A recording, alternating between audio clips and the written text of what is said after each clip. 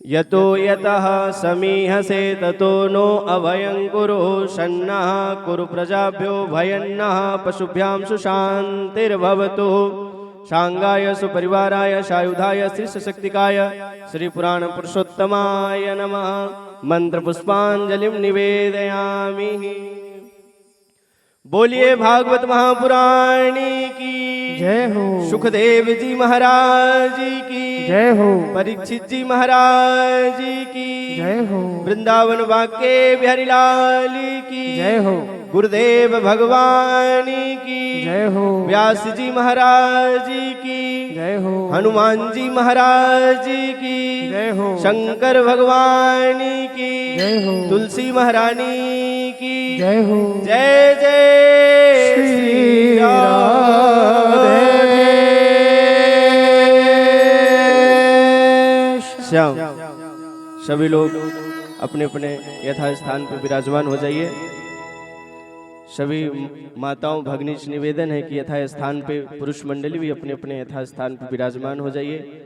आज हम सबका दिन बहुत सौभाग्यशाली है एवं मंगलमय दिन है कि हनुमान जी की कृपा से, हनुमान जी की ही प्रेरणा से पूज्य हम सबको, इस गांव वासियों को श्रीमद् भागवत कथा सुनने को सुअवसर प्राप्त हो रहा है। ऐसा सुअवसर हमेशा, देखिए जीवन तो सबको मिला है, पर इस जीवन में जब भगवान नाम का प्रवेश, भगवान नाम का सत्संग और भगवान नाम का कीर्तन होने लगे तो समझ जाइए कि भगवान की अपार कृपा हम पे होने लगी है। तो हमारे गांव वासियों के ऊपर जो प्रभु श्री राम भक्त हनुमान जी की विशेष कृपा है कि हर साल ये हनुमान जी कृपा से हम सबको भागवत कथा श्रवण करने को मिलती है। आज भागवत जी का प्रथम दिवस है और हम परम सौभाग्यशाली हैं। हमारे जन्मों जन्मों का भाग्य उदय हुआ है। हनुमान जी की कृपा, हनुमान जी की प्रेरणा से हम सबको भागवत कथा पूज्य गुरुदेव जी के मुखारबिंद से श्रवण करने को 7 दिवस प्राप्त होगी। इसलिए सबसे विशेष ये भी निवेदन है कि आज से भागवत कथा प्रारंभ हुई है, आज से लेकर के 7 दिन तक ये चलेगी। तो इस भागवत कथा को ज़्यादा से ज़्यादा गाँववासी आकर के लाभ उठाएं और भगवान की कथा श्रवण करें। हनुमान जी की कृपा से साल में एक बार हम सबको ऐसा अवसर प्रदान होता है, तो इसलिए इस अवसर का सबको ज़्यादा से ज़्यादा लाभ उठाना चाहिए। गुरुदेव भगवान की कृपा, भागवत जी की कृपा से आइए गुरुदेव भगवान से निवेदन करते हैं कि आज की कथा को हम सबको श्रवण कराने की कृपा करें। पूज्य गुरुदेव भगवान। राधे राधे।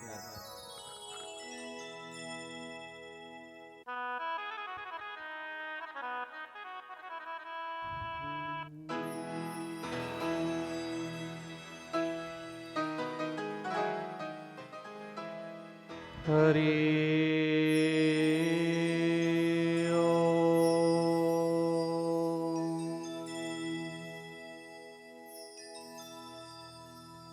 हरि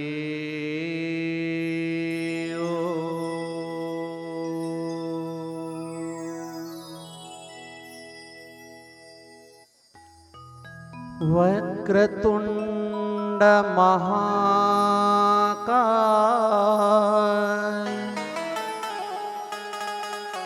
सूर्यकोटि समप्रभ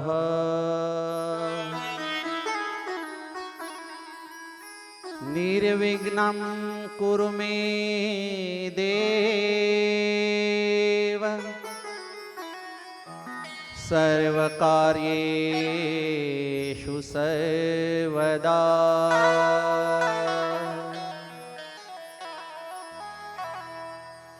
मनोजवं मारुततुल्यवेगं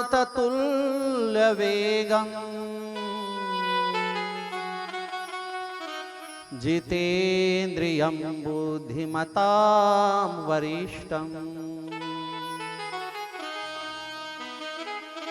वातात्मजं वानरयूतमुख्यं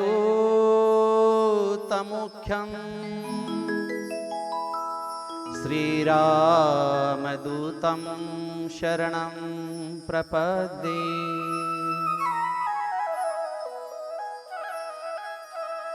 गुरुर्ब्रह्मा गुरुर्विष्णु गुरुर्देवो महेश्वरा गुरुर्साक्षात् परब्रह्मा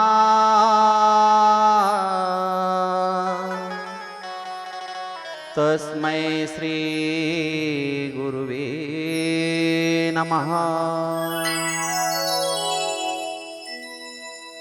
राधा मेरी स्वामिनी मैं राधे तेरो दास जन्म जन्म मोहे दीजियो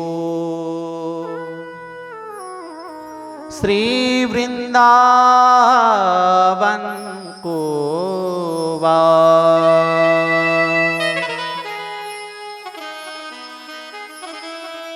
सब द्वारन को छोड़ के मैं आयो तेरे द्वार।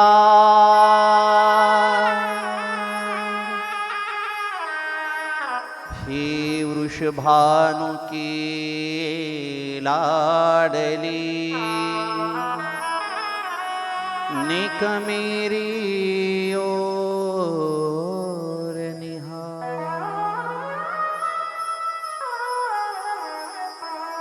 श्यामं तेजयुतं दिव्य एकरूपं द्विजात्मकं श्याम श्याम स्वरूपं हि वंदे बाके बिहारिणम्।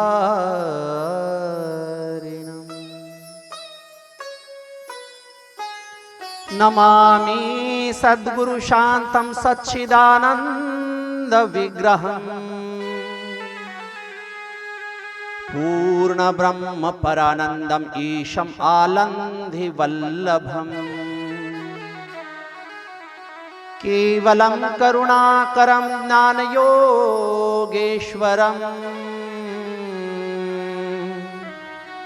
वंदे ज्ञानदेवं पुनः पुनः।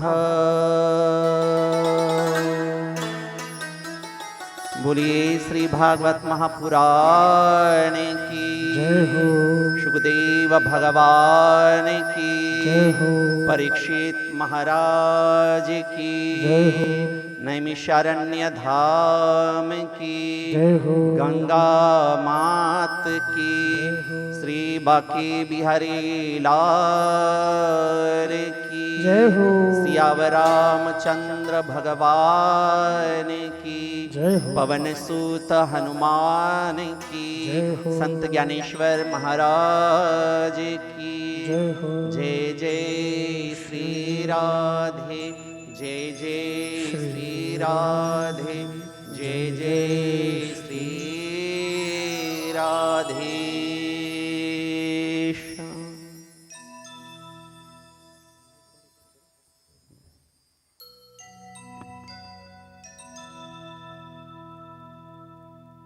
आनंद कंदन ब्रजेंद्र नंदन रास राशेश्वर अखिलेश्वर अनंत कोटि ब्रह्मांड नायक भक्तवांछा कल्पतरु श्री बाके बिहारी लाल जी की दिव्य कृपा से एवं रास राशेश्वरी किशोरी ब्रजाधिष्ठात्री देवी वृषभानु दुलारी मेरी प्यारी लाडली श्री राधा रानी जी की ये दिव्य कृपा दृष्टि से गुरु भगवान संत भगवान जैसे कि मेरे संत ज्ञानेश्वर जी महाराज की ये विशेष मुझ पर कृपा और महारुद्र मारुति पवन सूत हनुमान जी की यह मुझको प्रेरणा आज इस पावन धरती पर इस पुनीत स्थल पर जहां अनेकों साधु संत महर्षियों के चरण स्पर्श से पुनित हुई यह भूमि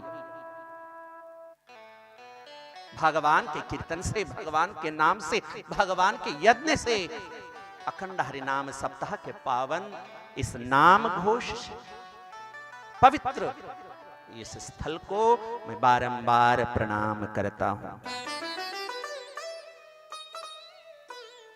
जहां साक्षात मेरे प्रभु के दूत निवास करते हैं, सेवक निवास करते हैं। इस धरती को, इस दरबार को, इस प्रांगण को, इस परिसर को प्रणाम करता हूं, यहां के एक एक व्यक्ति को प्रणाम करता हूं जो इस पावन धरती पर, इस स्थल पर विराजमान है। ऐसी पावन भूमि, पावन स्थान, पावन देश, यह कथा का आयोजन हुआ। बड़ी ही सुंदर व्यवस्था, बड़ा सुंदर भाव, बड़े ही सुंदर व्यक्ति और बड़े ही सुंदर सेवक, और सबसे सुंदर मेरे गोविंद।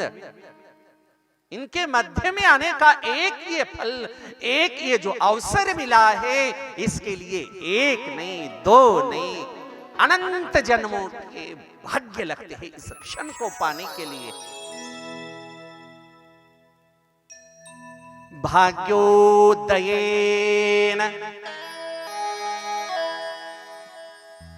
भाग्योदयेन बहुजन्म समर्जितेन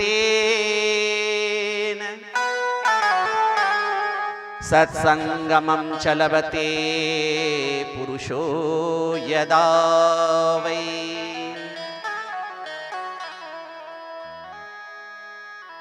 अज्ञान हेतु कृत मोह मदान्धकारम्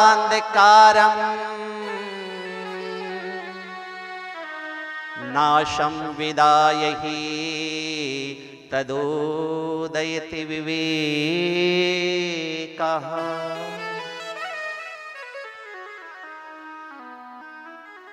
भाग्योदयेन बहुजन्म समर्जितेन सत्संगमं च लभते पुरुषो यदा वै। एक नहीं, अनंत बहुजन्म। कहते हैं ना महाराष्ट्र के संत भी, जन्मो जन्मी आम्ही बहु पुण्य केले, तुहाया विठ्ठले कृपा केले। बहुत सुकृताची जोडी म्हणून विठ्ठली आवडी। यही तो भाग्योदयेन बहुजन्म समर्जितेन सत्संगमं च लभते पुरुषो यदा वै। एक जन्म का नहीं, अनंत जन्मों, जन्मो जन्मी आम्ही बहु पुण्य केले, तुहाया विठ्ठले कृपा केली। भाग्योदयेन बहुजन्म समर्जितेन सत्संगमं च लभते पुरुषो यदा वै।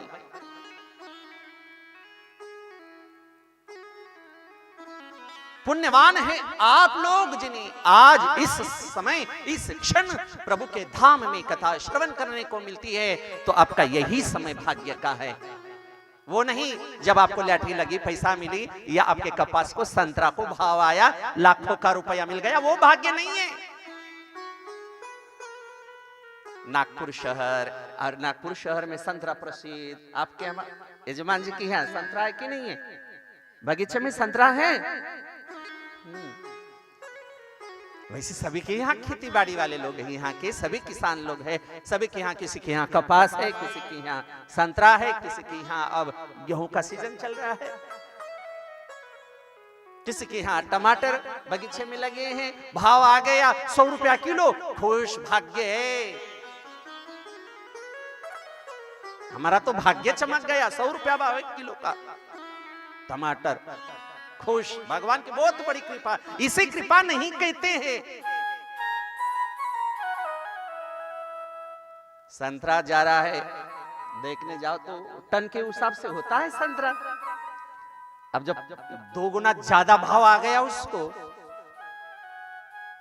खुश हो जाएगा मालिक, बोलेगा अरे तुमचं भाग्य आहे। संतराओं को भाव आ गया, रेट आ गया, दाम मिल गया, बहुत भाग्यशाली। और इसे भाग्य नहीं कहते हैं। 3-4 बेटी के बाद एक बेटा हुआ, बोले अब जाके हमारा भाग्य खुल गया। इसे भाग्य नहीं कहते हैं बेटा होने से।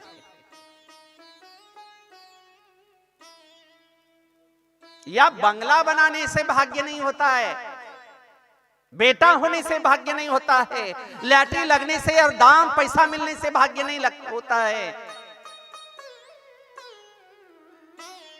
भाग्य किसे कहते हैं? भाग्य इस क्षण को कहते हैं जिस क्षण भगवान का कीर्तन श्रवण करने को आपको अवसर प्राप्त हो गया।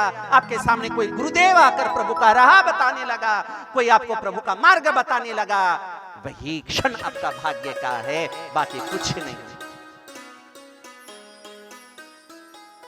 जीवन भर तो धंधा कारोबार गृहस्थी चलती ही रहती है, वो गाड़ी तो धीरे धीरे चलती ही रहती है। लेकिन ये समय बड़ा पावन, ये समय बड़े भाग्य से मिलता है। सत्संगमम चलवते पुरुषो यदा वै, जिसे सत्संग जिस समय मिलता है वही समय उसके लिए भाग्य का है। तो आज ये नगरवासी भाग्यवान, आज यहां दरबार में बैठे हुए, पंडाल में बैठे हुए सभी श्रोता भाग्यवान, और आज यह कथावाचक प्रभु की कृपा से, पवन सूर्य की कृपा से यहां बैठकर भी भाग्यवान हो गया। इसे दरबार में, ऐसे पुण्यवान, ऐसे पवित्र स्थान पर मुझे प्रभु की ये चर्चा, ये सत्संग करने का अवसर मुझे मिला, ये मेरा भाग्य। सत्संगमम च लभते पुरुषो यदा वै, जो प्रभु का गुण गाता है वही भाग्यवान है। तो आइए कथा को प्रारंभ करने के पूर्व 2 क्षण हम गोविंद के उस कीर्तन की ओर चलते हैं। हमारे कर कमलों को पवित्र करते हुए, हमारे हाथों को पवित्र करते हुए, इस वाणी को पवित्र करते हुए, इस जीवा को पवित्र करते हुए, इस मन को पवित्र करते हुए, इस तन को पवित्र करते हुए, और जहां मेरे राम विराजमान है उस हृदय मंदिर को पवित्र करने के लिए हम अपने गोविंद का कीर्तन गाते हैं।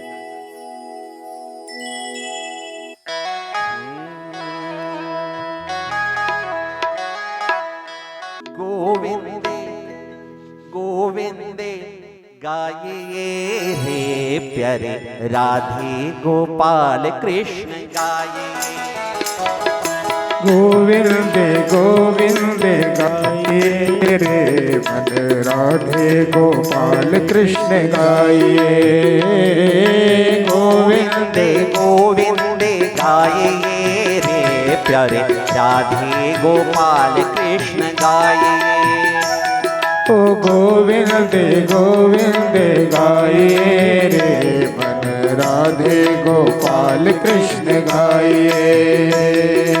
गिरधारी गिरधारी गाइए रे प्यारे राधा गोपाल कृष्ण गाइए रे। गिरधारी गिरधारी गाइए रे मन राधा गोपाल कृष्ण गाइए।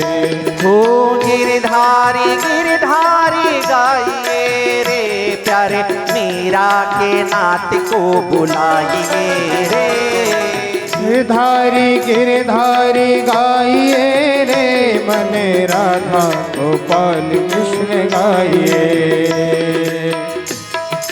गोविंदे गोविंदे गाइए रे जय जय राधे गोपाल कृष्ण गाइए। गोविंदे गोविंदे गाइए रे मन राधा गोपाल कृष्ण गाइए।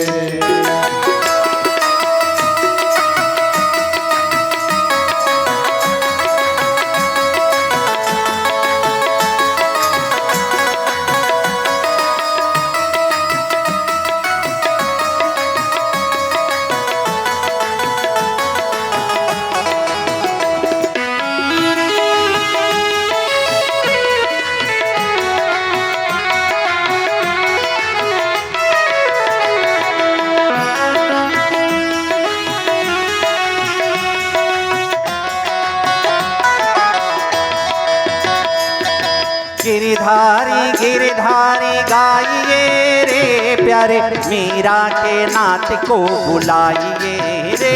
अरे गिरधारी गिरधारी गाइए रे मन मीरा के नाथ को बुलाइए। गिरधारी गिरधारी गाइए रे प्यारे मीरा के नाथ को बुलाइए रे।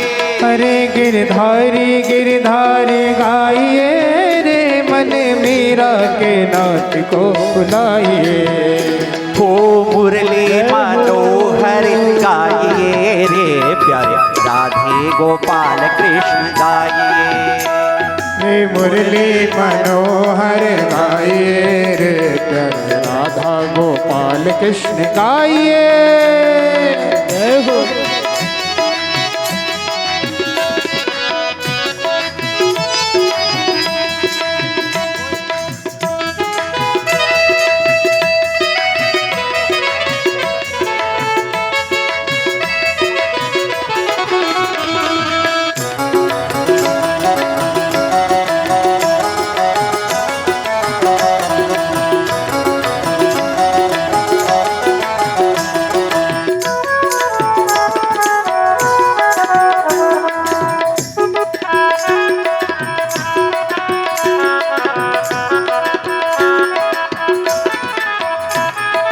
गोविंदे गोविंदे गाइए रे प्यारे नंद जी के लाल को मनाइए रे।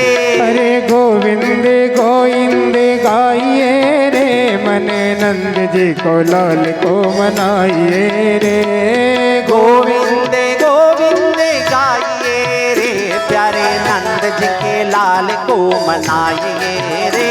अरे गोविंदे गोविंदे गाइए रे मन नंद जी को लाल को मनाइए। मुरली मनोहर गाइए रे प्यारे राधे गोपाल कृष्ण गाइए। अरे मुरली मनोहर गाइए रे मन राधा गोपाल कृष्ण गाइए। मुरली मनोहर गाइए रे प्यारे राधे गोपाल कृष्ण गाइए। इस जीवन को इस समय नहीं सुधारोगे तो कब सुधारोगे? बालपन आया खेल कूद कर बिताया, जवानी आई मस्ती में गवाया, शादी हो गई बोझ लेके चिंता में रह गया, जीवन भर दुखी दुख, बेटा हुआ संसार में 2-4 बाल बच्चे, बस उसके ऊपर बोझ ही बोझ, गृहस्थी में फंस गया, अब वो निकल ही नहीं पाता। एक मकड़ी का जाला होता है ना, मकड़ी का जाला घर में, तो उसमें वो अटक के बैठता है, ना निकल सकता है ना चिपक सकता है। उसी तरह ये जीवन है, समझो इस जीवन को। ये मस्ती ज्यादा दिन नहीं चलने वाली, ये स्वतंत्रता ज्यादा दिन नहीं चलने वाला। धीरे धीरे धीरे उम्र बीतती जाती है आणि पाहता पाहता पाहता वय घटत जात असतं, जवानी चालली जाते, लग्न झालं का एक बार संसारात घुसला, लेकरं बाळ झाले का याच्यामध्येच वज्यामध्येच तो पडलेला राहतो। संसार दुःखमूळ चहुकडे विंगळ, विश्रांती नाही कोटे, रात्रंदिवस बिचाऱ्याले तळमळ। तळमळ रहती है कि नहीं सबको? घर जाऊंगा सब्जी नहीं है, बाल बच्चे इंतजार कर रहे होंगे, लड़की ने कहा है कि पिताजी आते समय बैग लेके आना, छोटा लड़का कहता है पिताजी अब स्कूल में मुझे कल यूनिफॉर्म होगा तो आने देंगे, नहीं तो नहीं आने देंगे। अब छोटे वाले का यूनिफॉर्म लेके आना है, बेटी के लिए बैग लेके आना है, घर वाली ने कहा रात में सब्जियां नहीं है। मकान मालिक बोलता है किराया नहीं हुआ है, 1.5 महीना हो गया किराया रुक गया है।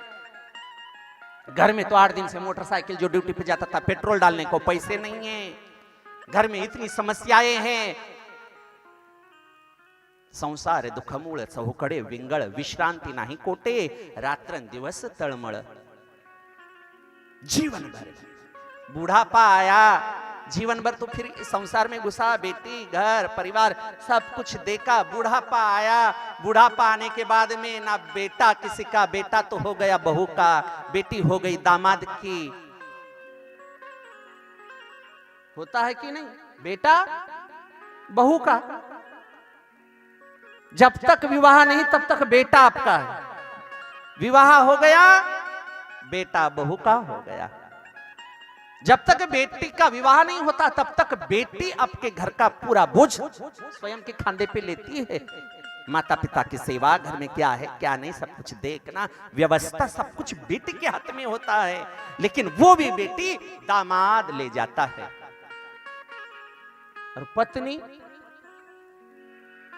गुडगे दुखून राहिले, कंबर चालू देत नाही, बसू देत नाही, काम होत नाही महाराज,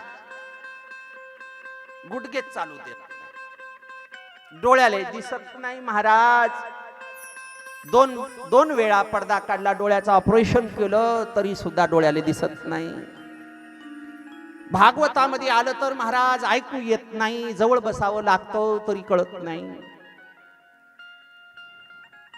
राम राम राम बोला, कसं बोलू महाराज, राम राम बोला, तर ते पुढचे काय म्हणते, लाम लाम लाम, क्योंकि राम जी भी कहते हैं कि तू राम राम कह रहा है, अब मैं तेरे राम तेरे पास नहीं हूं, मैं तो बहुत लाम जा चुका हूं, मैं दूर जा चुका हूं अब तुझसे, क्योंकि मैं तेरे लिए आया था, लेकिन उस समय तूने मुझे समय नहीं दिया, उस समय तूने मुझे टाइम नहीं दिया, मस्ती में गवाया जिंदगी को, उसके बाद तुझे समय मिला तो बीवी के पीछे, पत्नी के पीछे, लेकिन मेरे साथ लगन नहीं लगाई तूने। मोबाइल में लगन लगाते हैं लोग तो, मोबाइल में। एक बात बताऊं आपको, भोजन नहीं होगा तो चलेगा, लेकिन मोबाइल जरूर चाहिए। जिसको समझता है उसकी बात दूर, जिसको नहीं समझता है उसको भी मोबाइल चाहिए। लहानसं लेकरू 5-6 महिन्याचं त्याला काय कळते मोबाईल, समजते का त्याला? 5-6 महिन्याचं, पण त्यालाही मोबाईल एखादं लावून त्याच्यावर राहून ते हातामध्ये घेते, गो पाहत राहते, ऐकत राहते, आणि ते मोबाईल हिसकावून घ्या, ते रडायला सुरू। मोबाईल दिलं का पुन्हा शांत, पुन्हा हिसकावून पहा, पुन्हा रडायला सुरू, त्याला काय कळतं? एवढंच नाही, आता म्हाताऱ्यापाशी पण मोबाईल। हॅलो, कुठं आहे रे बाबा तू? ज्या म्हातारीने कधी शाळा शिकली नाही, ज्या एखाद्या कधी तिले 1-2 वाचता येत नाही, लिहिता येत नाही, पण तिले तेवढंच माहित होऊन गेलं, लाल बटन दाबायलं का बंद, हिरवं बटन दाबलं का चालू, एवढंच माहिती। फोन घंटी वाजली, नातून सांगितलं, पहाजी मी चाललो, पण हे तुला मोबाईल देऊन चाललो, याच्यावर घंटी वाजली का हे हिरवं बटन दाब, कानाले लाव, आणि बंद करायचं असलं का ह्या लाल बटनाले दाबून दे। जे कधी शाळा गेल्या नाही, ज्याले बटन दाबता येत नाही, नंबर कळत नाही, त्यांच्यापाशी पण मोबाईल आहे। कुठं कुठं आहे? शेताले जा मोबाईल सोबत, बाजारात जा मोबाईल सोबत, सर्व काही सोडतील पण मोबाईल नाही सोडत। आणि त्यातल्या त्यात त्यांचा जर बॅलन्स संपला, त्यांना वाटतं चोरी झाली बा आपल्या घरची, लुटून नेलं आपल्याला।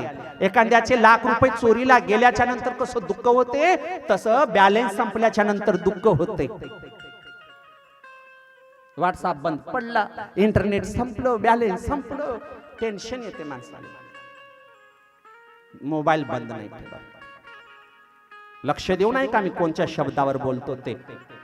एवढं जीवन, एवढं मन त्यांचं मोबाईल मध्ये, इंटरनेट मध्ये गेलं, पण एवढं मन जर देवाच्या भक्तीशी लावलं असतं, एवढा वेळ जर देवाशी जर संपर्कात गेला असता, एवढा वेळ ज्ञानेश्वरी जर वाचला असतं, याच मोबाईलवर जेवढं प्रेम केलं तेवढं प्रेम एखाद्या ग्रंथाशी, एखाद्या संताशी, एखाद्या भागवत कथेशी, एखाद्या देवाशी जर लावलं असतं,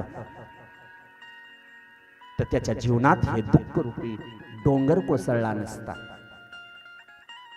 नाम संकीर्तन साधन पै सोपे, जळतील पापे जन्मांतरीची, फक्त नामाने तुमचे पाप धुवून जातात। तृणाग्नी मिळे समरस झाले, तैसे नामे केले जपता हरी, हरिमुखे म्हणा, हरिमुखे म्हणा, पुण्याची गणना कोण करी। पण आम्हाला हरी आठवलाच नाही, आम्हाला हरी कळाला नाही, आम्हाला फक्त कळाला तो मोबाईल, आम्हाला कळाला फॅशन, आम्हाला कळाला मेकअप, आम्हाला कळाला प्रपंच, पण देव कळाला नाही. देवाचं महत्व कळालं नाही, वेळेचं महत्व कळालं नाही, ज्ञानेश्वरीचं महत्व कळालं नाही, भागवताचं महत्व कळालं नाही, आई बापाचं सुद्धा ज्याला महत्व कळालं नाही त्याला सुद्धा एका दिवशी देव झोडीती, तोडीती, मारिती, निष्ठूर. आणि त्यावेळेस जेव्हा त्याला यम पण विचारतो, काय रे तुले दुनियामध्ये पाठवलं होतं? हो दे, पाठवलं होतं. कशासाठी पाठवलं होतं? खेळण्यासाठी, मस्ती करण्यासाठी आणि या वासनारूपी संसारात डुबण्यासाठी पाठवलं होतं का? तेव्हा त्याला पश्चाताप होतो. शेवटी पश्चाताप होतो. सध्या कुणाला नाही कळत, म्हातारपण येतं जेव्हा नाही रे, नाही कुणाचे कोणी, त्यावेळेस त्याला आठवतं की आता कोणी कुणाचं नाहीये.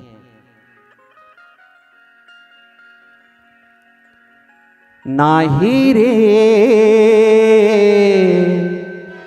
नाही कुणाचे कोणी, नाही रे, नाही रे, नाही रे, नाही कुणाचे कोणी.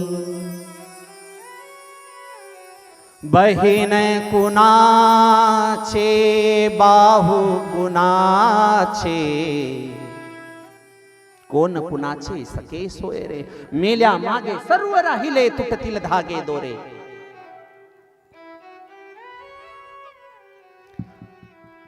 दोन दिसाची जवानी तुझी,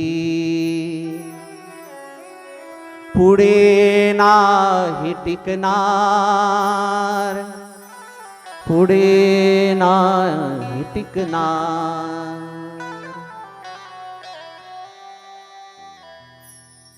दोन दिवसाची जवानी तुझी, पुढे नाही टिकणार. वृद्धपणातून एका पुढती वैद्य काय करणार?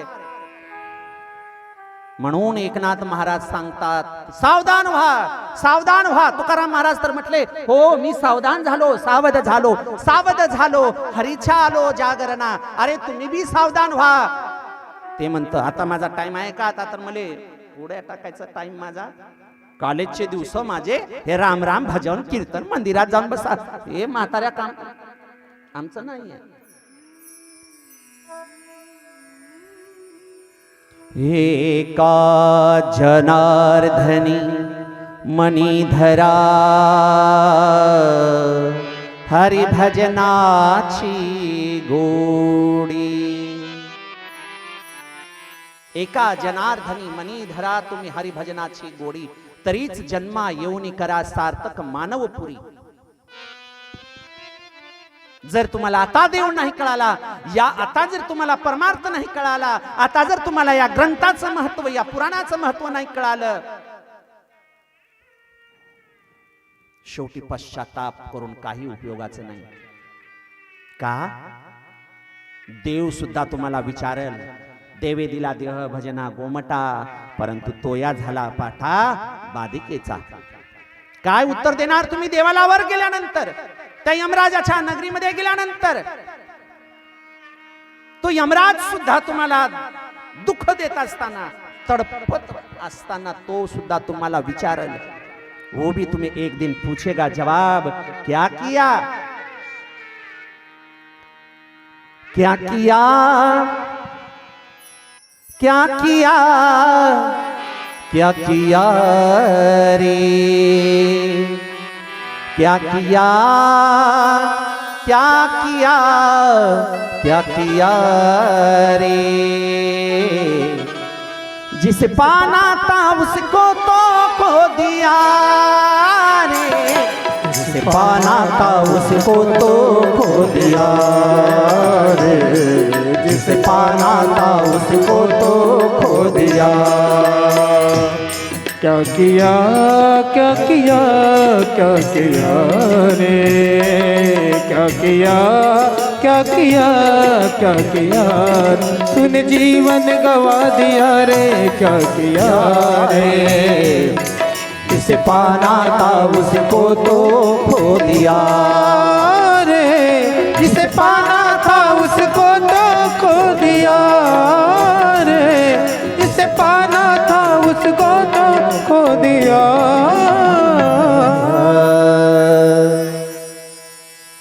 जिसे पाना था उसको तो खो दिया।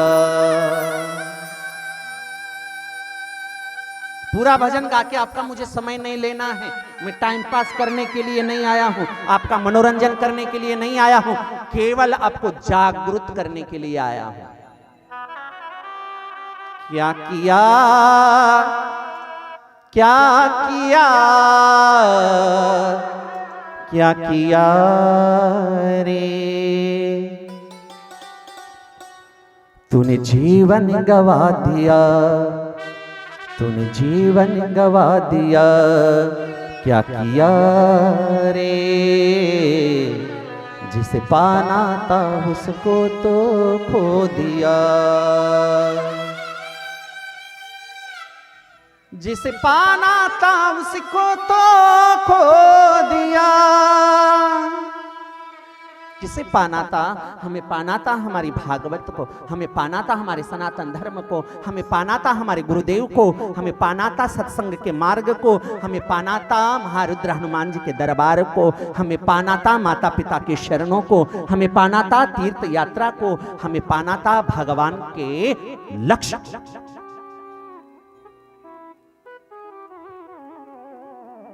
लेकिन हमने क्या किया? जो जिंदगी मिली उस जीवन को ही तूने जीवन गवा दिया रे, तूने जीवन गवा दिया। क्या जवाब दोगे ऊपर जाने के बाद? एक बात कहता हूं, ध्यान देके सुनो। कोरोना काल आया था, ये भगवान की एक शिक्षा थी आप लोगों के लिए। भगवान ने कोरोना को भेजकर आपको सावधान किया, जाग जाओ हे सनातनियों, जाग जाओ। नहीं जागे। भय हुआ, दुख हुआ कोरोना में, और भगवान ने सबसे ज्यादा उसी को लेके गया लूट कर जिसके पास दाम था, राम नहीं था। ध्यान देके सुनिए, भगवान उसी को ज्यादा पहले लेके गए जिसके पास दाम था, राम नहीं था। उसको जल्दी ले गए, 20 लाख भर दिया, किसी ने 50 लाख भर दिया, तो भी महाराज लाखों रुपए भरने के बाद एक ऑक्सीजन तक नहीं मिला, एक बेड तक नहीं मिला। यह शिक्षा थी उस व्यक्ति के लिए। तेरा धन काम नहीं आएगा। अरे सिकंदर की कथा, सिकंदर का सबको चरित्र पता होगा। सबसे धनवान सिकंदर था, एक एक रुपया नहीं, आप झोपति करोड़ों। वो सिकंदर कहा जाता है कुबेर के समान धनवान था। मुर्दों को भी उखाड़ कर, खोद कर, पैसे जो माथे पे चिपका के मरता है ना, वो भी निकाल लेता था वो सिकंदर। मरते समय सिकंदर ने कहा सिपाहियों से, एक काम करना, मेरी अंत यात्रा लेते जाओगे, उस समय मुझे प्रेत यात्रा में बांध कर मत ले जाना, लपेट कर मत ले जाना। आजकल सभी लपेट के ले जाते हैं ना, अंत यात्रा खांदे पे ले जाते समय, हाथ छाती पे दोनों भी बांध कर, दोनों पांव बांध कर, अंगूठे बांध कर ले जाते हैं ना, यही नियम है ना। लेकिन सिकंदर ने कहा मेरी अंत यात्रा निकलेगी, लेकिन याद रखना मेरी अंत यात्रा सभी गली गली से घुमाते हुए ले जाना, लेकिन मेरे दोनों हाथों को बांधना मत, खाली करके जाना। क्यों? ये आप भूल गए हो। आप कोरोना आया, कितने आए कितने गए, धनवान पैसे वाले लाखों रुपए, लेकिन सीख किसी ने लिया? कोई नहीं सीख पाया। बस उस समय पे राम राम राम, ये भगवान मेरे पिताजी ठीक हो जाए। कोई घर में परिवार वाले बोलते थे मेरे बेटे को कोरोना हुआ है, क्वारंटाइन है, भगवान मैं आपको जो चाहे दान, जो भी चाहिए आपके मंदिर को, आपकी मूर्ति को, आपको अन्न दान। वो भूखा है, वो भिखारी है तुम्हारे पैसों का। आज तुम्हें भगवान याद आ रहा है जब दुख आया तुम्हारे जीवन में। आज तुम्हें बेटा हॉस्पिटल में कोरोना से तड़प रहा है, आज तुम भगवान को कहोगे अन्नदान दूंगा, सप्ते में भंडारा करूंगा, वो भूखा है, भिखारी है तुम्हारे अन्नदान का। अरे जिसकी अन्नपूर्णा दासी है उसको तुम अन्नदान दोगे क्या? उसको बोलोगे मंदिर का कलश चढ़ाऊंगा, आपका मंदिर का निर्माण, तेरी गरज नहीं है उसको। अरे दुनिया बनाने वाला वो है, तू क्या मंदिर बना पाएगा उसका? देखते देखते तुम्हारा बेटा चला गया, देखते देखते तुम्हारी माँ चली गई, देखते देखते जिसके लिए तुमने सब कुछ त्याग दिया, लेकिन अपनी पत्नी के लिए सब कुछ किया, वो पत्नी भी छोड़कर चले गई, लेकिन तू आज भी सावधान नहीं हुआ। इतने तेरे परिवार के लोग अकाल मृत्यु मर के गए, लेकिन आज भी तू जहां के वहीं है, लेकिन मेरे प्रभु को शरण नहीं गया। इसलिए मैं इस कथा मंच पे आया हूं आपको जागरूक करने के लिए। एक भजन सुनाता हूं और कथा की ओर बढ़ता हूं। ध्यान दे के सुनिए, यह भजन केवल आप लोगों के लिए मैं गा रहा हूं।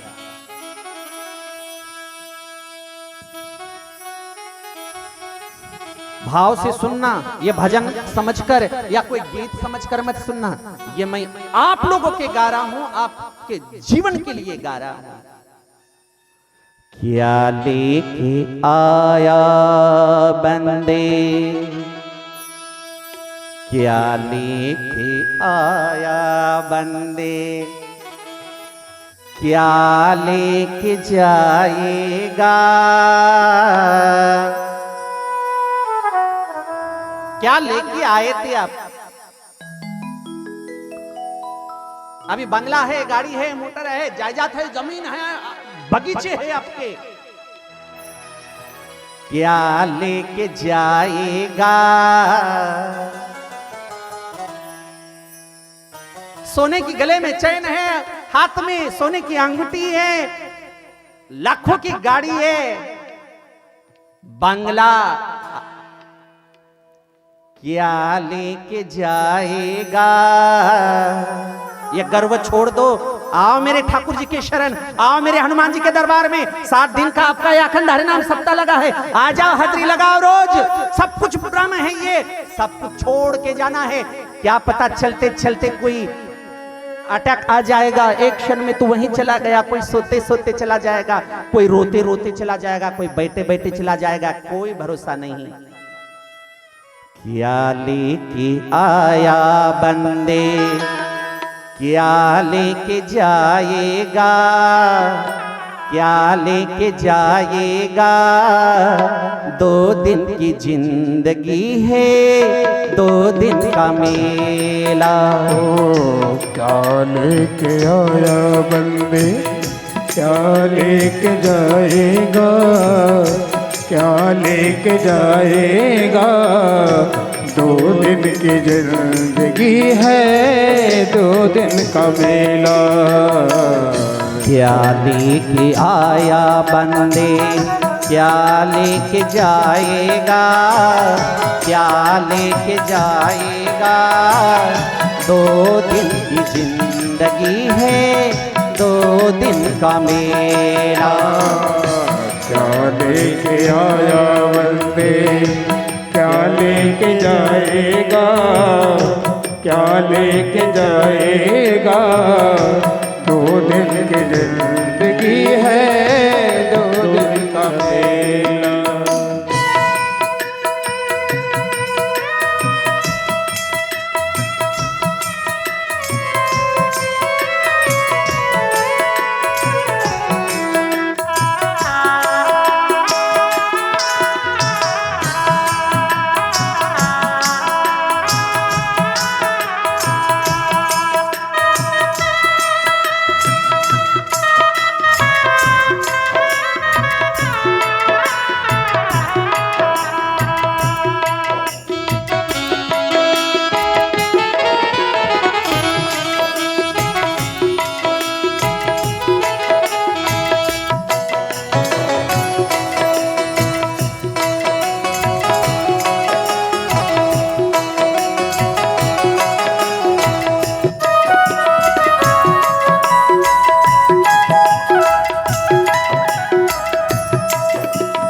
जगत सराय में मुसाफिर रहना 2 दिन का। इस जगत सराय में मुसाफिर रहना 2 दिन का। इस जगत सराय में मुसाफिर रहना 2 दिन का। इस जगत सराय में मुसाफिर रहना 2 दिन का। जो वीरता करे गुमान मूरख धन और जोवन का। क्यों व्यर्था करे गुमान मूरख धन और जोवन का। बंद मुट्ठी आया जग में, जय हो। बंद मुट्ठी आया जग में, खाली हाथ जाएगा, खाली हाथ जाएगा। 2 दिन की जिंदगी है, 2 दिन का मेला। क्या लेके आया बंदे, क्या लेके जाएगा, क्या लेके जाएगा। 2 दिन की जिंदगी है, 2 दिन का मेला।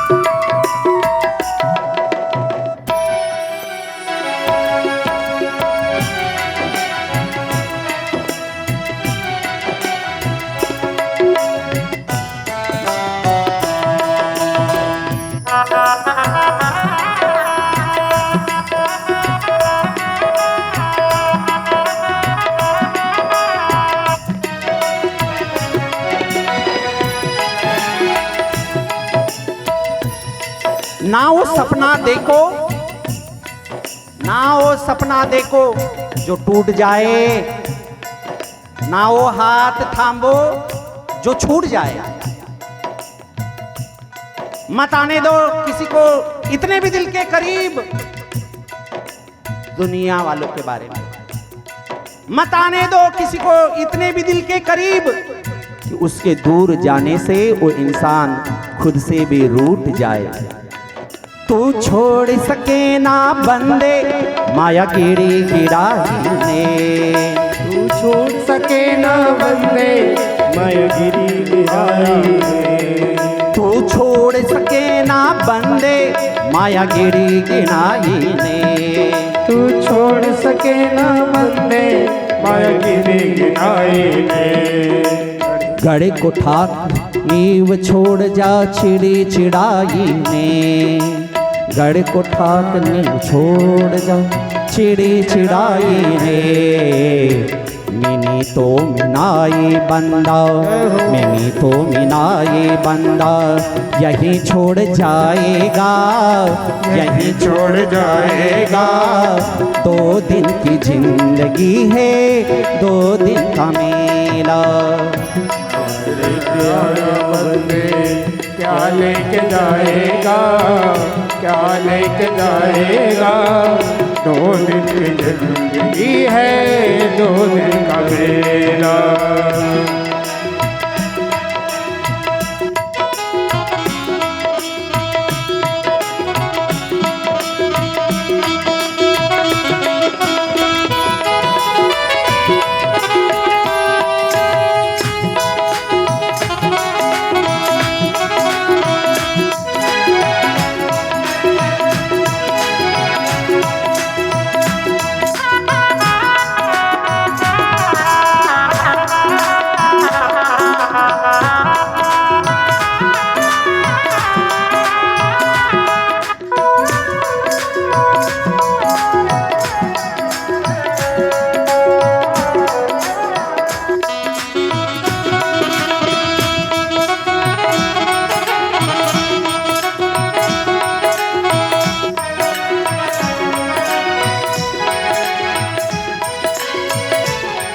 आता तरी तुम्ही सावध व्हा.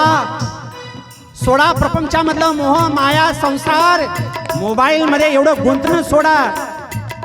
जगाशी प्रेम करण्याऐवजी देवाशी प्रेम करा, साधू संतांशी प्रेम करा. आपलं मन भागवतामध्ये लावा, चांगल्या कार्यामध्ये लावा, साधू संतांच्या सानिध्यात लावा. आपल्या मनाला इतर जागी नका लावू, कारण हे मन खूप चंचल आहे, चंचल. नको नको मना गुंतू माया जाळी, काळ आला जवळी ग्रासावया. काळाची हे उडी पडेल बा जेव्हा, काळाची हे उडी, कोरोनाची उडी पडेल बा जेव्हा, सोडविना तेव्हा माय बाप, सोडविना राजा जैशी देशीचा चौधरी, आणि सोयरी भली भली. तुका म्हणे तुझं सोडविना कोणी, एका चक्र पाणी वाचून या. तुका म्हणे तुझं सोडविना कोणी, एका चक्र पाणी वाचून या. म्हणून मी सांगतो तुम्हाला, वो कहाँ गए बलवान जिनकी धरती तोल लिया, वो कहाँ गए बलवान दिल भरती तोल लिया. वो कहाँ गए बलवान जिनकी धरती तोल लिया. वो कहाँ गए बलवान जिनकी धरती खोल लिया. जिनकी पड़ती था नहीं कोई सामने बोल लिया, जिनकी पड़ती धाक नहीं कोई सामने बोल लिया. निर्भय हो के ढोल लिया, निर्भय हो के ढोल लिया. फिर नहीं पाएगा, फिर नहीं पाएगा. 2 दिन की जिंदगी है, 2 दिन का मेला. क्या लेके आया बंदे, क्या लेके जाएगा, क्या लेके जाएगा. 2 दिन की जिंदगी है, 2 दिन का मेला. 2 दिन की जिंदगी है, 2 दिन का मेला. 2 दिन की जिंदगी है, 2 दिन का मेला. 2 दिन की जिंदगी है, 2 दिन का मेला. क्या लेके आया बंदे, क्या लेके जाएगा, क्या लेके जाएगा. 2 दिन की जिंदगी है, 2 दिन का मेला. मेला, मेला का मतलब होता है जतरा, बाजार. बाजार लगता है ना, आपके यहाँ लगता है बाजार? कौन से दिन? सोमवार के दिन, कल ही होगा सोमवार का बाजार. बाजार में सभी लोग, कोई कहां से आता है, कोई कहां से आता है, दुकान लगा के बैठ जाता है. इसी तरह हम घर बनाकर जायदाद लेकर बैठ गए हैं, एक बाजार के जैसे. जैसी शाम ढलती जाती है तो वो अपनी पोटली बांधना शुरू करता है. क्यों? बाजार एक एक धीरे धीरे किसी किसी का दुकान उठता है, रात होती जाती है, बोरा बिस्तरा बांधकर चले जाते हैं. इसी तरह ये मेला है, ये 2 दिन की जिंदगी है, 2 दिन का मेला. इसी तरह हम इस मेले में आए हैं, टिकने के लिए नहीं. सायंकाल हो जाएगी, जब जिसका समय हो गया, जिसके अब भाजी पाला, जिसके टमाटर खत्म, बोले अब बैठ के क्या करना है, चलो घर. कोई दोपहर में चला जाता है, तो कोई सुबह में, जिसका गुत्ता बिक जाता है, पूरा गुत्ता का गुत्ता बिक गया, सुबह ही चला गया कोई बाजार से. कोई दोपहर में चला गया, किसी को शाम को चला गया, किसी किसी का रात हो जाती है, बिकता ही नहीं. रात हो गई, पूरी पोटली माथे पे लेके बाजार से उठ जाता है, दूसरे दिन बाजार खाली. इसी तरह ये 2 दिन की जिंदगी है, 2 दिन का मेला. कोई जन्म लेते ही मर जाता है, कोई बालपन में मर जाता है, कोई युवावस्था में मर जाता है, कोई अटैक से मर जाता है, कोई कैंसर से मर जाता है, किसी को दिल का दोहरा पड़ गया, मर गया, किसी को कोरोना आ गया, मर गया, किसी को थोड़ी सी ज्वर आ गई, बुखार आ गई, मर गया. 2 दिन बुखार थी. अच्छा, तंदुरुस्त व्यक्ति रात में ही थोड़ी सी उल्टी कर दिया, बीमारी नहीं, कुछ नहीं, एक उल्टी किया और उल्टी करके ही आराम किया. सुबह तक तो हमने सुना कि वो आदमी चला गया, ना बीमार, ना कोई बीमारी, ना किसी बात की कमी, गाड़ी पैसा सब कुछ था, केवल उल्टी किया, उल्टी का ही निमित्त हुआ, जगह पे मर गया. कोई कहता है अरे कल हमारे साथ में ही बैठा हुआ था, इतनी अच्छी बातें किया, सब कुछ किया, अचानक में सोए सोए ही। अब कोई बोलेगा भैया हमने सुना है अटैक आया था, कोई बोलेगा कि कैसे गया पता नहीं, लेकिन जाने वाला तो चला गया। आप रहने के लिए आए हो, आप रहने के लिए आए हो, कोई नहीं। यह हमारा भ्रम है, यह केवल मोह है, यह केवल हमारा अभिमान है। हम तो बहुत कुछ सोच के रखे, उस लंकापति रावण के जैसे। लंकापति रावण ने बहुत कुछ सोच के रखा था, समुद्र का पानी खारा है मीठा कर दूंगा, सोने में सुगंध लाऊंगा, स्वर्ग के लिए सीढ़ी बनाऊंगा। क्या क्या नहीं सोचा था रावण ने। और आप क्या नहीं सोचते हो, रावण की तरह ही सोचते हैं लोग। अब ये सप्ताह चल रहा है, ये सप्ताह होने के बाद में हमको ना मुंबई जाना है। कोई सोचता है अब कल ना हमको नागपुर जाना है, किस लिए रजिस्ट्री करवाना है। कोई बोलता है भैया आज शाम को ना हमको फलानी जगह जाना है, किस लिए, वो फ्लैट की लेन देन की बात करना है, फ्लैट ले रहे हैं, खरीदारी कर रहे हैं। कोई तो अगले साल का सोचता है मैं अगले साल में ना दिवाली के समय गाड़ी लूंगा। कोई कहता है मैं ये आगे की बहुत सोचता है। क्या लेके आया बंदे, क्या लेके जाएगा, 2 दिन की जिंदगी है, 2 दिन का मेला। तो जिंदगी किस तरह जीना है, कसं जगावं माणसाने जगत असताना ध्यानात धरा।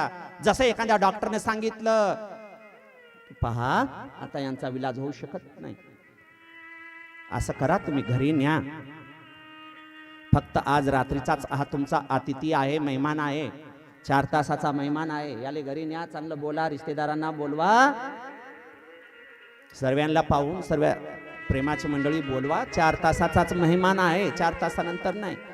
सर्वीकडून नाईलाज होतो, नागपूर गेला, अमरावती गेला, हैदराबाद नेला, सर्वीकडे नेलं, सर्वीकडून ॲम्ब्युलन्स मध्ये घरी आणलं, डॉक्टरनी 4 तासाचा वेळ दिलाय फक्त।